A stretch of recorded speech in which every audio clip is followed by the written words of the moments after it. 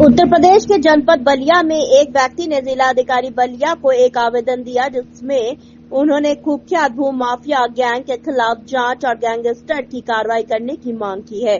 आरोप है कि भू माफिया गैंग ने कूटरचित वसीयत और कूटरचित मृत्यु प्रमाण पत्र के आधार पर उनकी पुश्तैनी भू संपत्ति को हड़पने की कोशिश की है।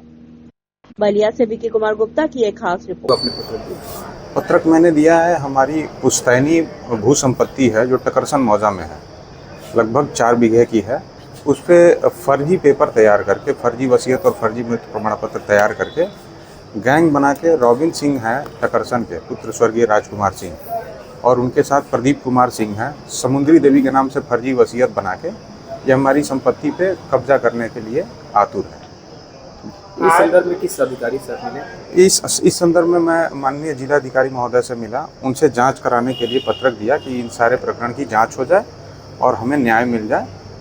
तो इसमें किसका खेल है कि इतना बड़ा कांड हो गया? जांच के बाद क्या हुआ?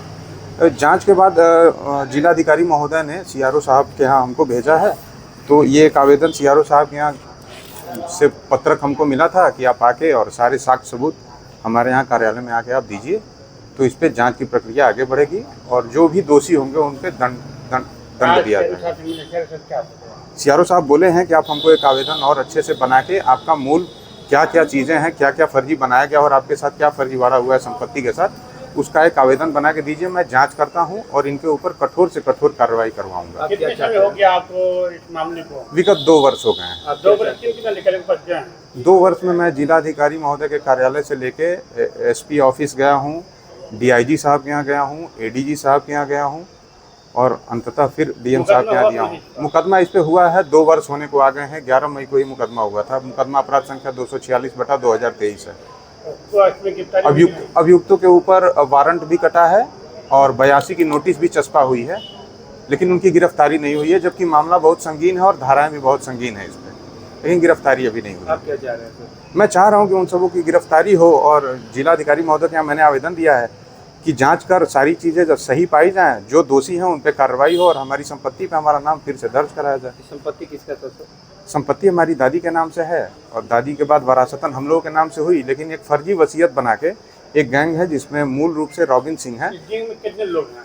इस गैंग में 18-20 लोग हैं जो बनारस से लेके गाजीपुर, बनारस और बलिया 3 जिलों में ये फर्जी वसीयत बना के या फर्जी विक्रय पत्र बना के ऐसे। दादी के कितने बेटे? मेरी दादी से 2 लोग, मेरे पिताजी और मेरे बड़े पिताजी।